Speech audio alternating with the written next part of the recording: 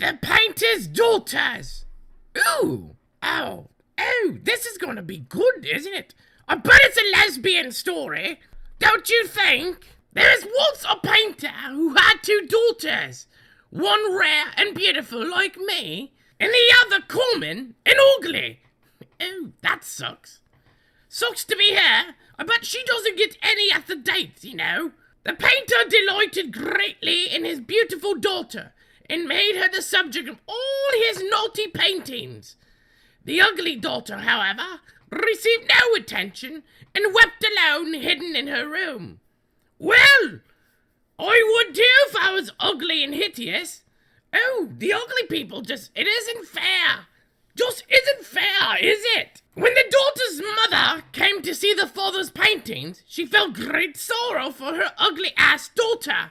She entered her room, comforted the child, and took a single tear from her cheek and placed it in her golden outside. Well, that's kind of weird. Why would I take a tear and put it in dirt? I mean, you're really just making it more difficult. You can't make beauty. Beauty's natural, baby. Just like me.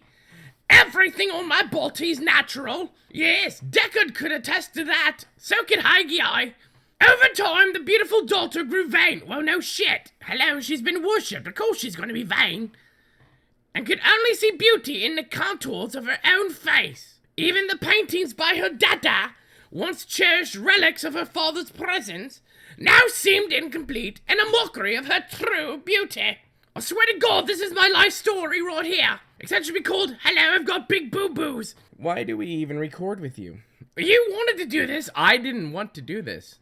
Rue asked if you could do a story, and I, being a good friend of hers, said, of course, not a problem. Let's do this.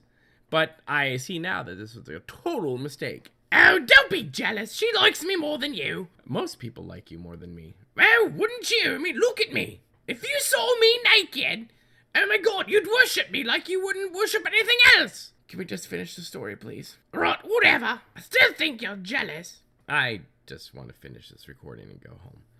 Okay. Yeah, where was I? Meanwhile, it happened that the solitary tear, which had fallen into the garden soil, produced a flower so beautiful and so stinky, yet delicate and fragile, like me, that the ugly daughter found delight in her soul. The colors of this treasure were so complex and vibrant that the painter broke from his obsession with his painting only the beautiful daughter and tried desperately to capture the flower's beauty and paint.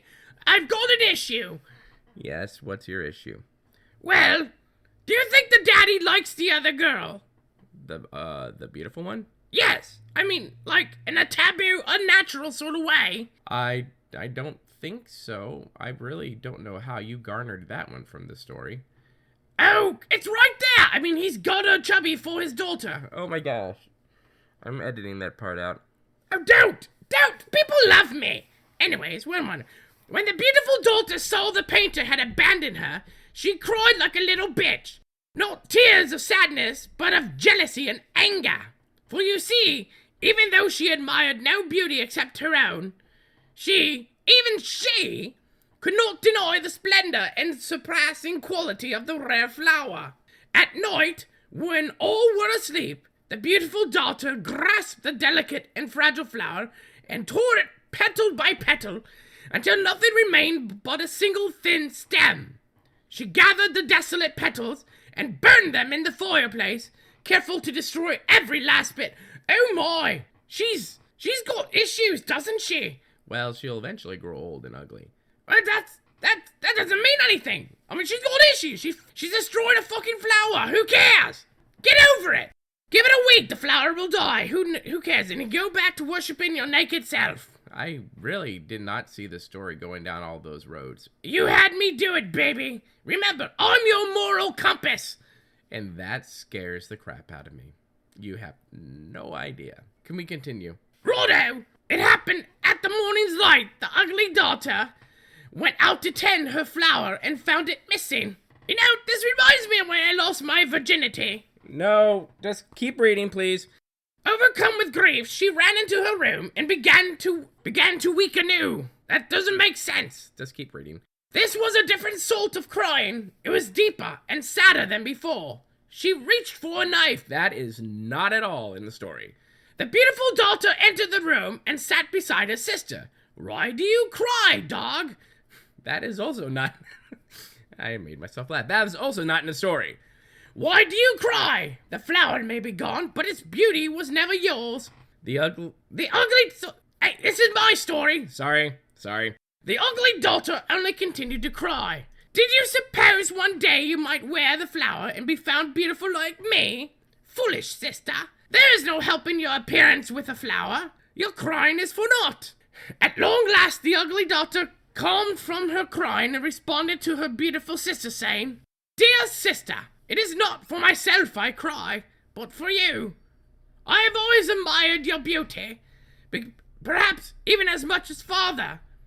I'm in love with you. That is not in the story, and please stop making it that type of weird story. And when I saw the flower that grew from my tear, I knew at once that this gift, rare and gorgeous, would have but one surpassing use. I daily tended it to cultivate the fragile flower until the day of my sister's wedding. I daily tended to cultivate the fragile flower until the day of my sister's wedding, when at long last you could wear it as a brooch of exceeding beauty. As it is, a jealous thief has stolen my one perfect gift for my own sister. Now, you can see why it is I cry. The beautiful sister was so astonished by her sister's love that she swore an oath that very hour to wear a veil over her face until she learned the same inward beauty shown by her sister. Well, that's a bit excessive, don't you think? You don't really need to wear a veil. Why not give your sister an upgrade or an updo? That might do it, you know? Anyways, I'm done. I gotta go. Things to do. Bye! I'm so sorry. Rue, remember this is your fault.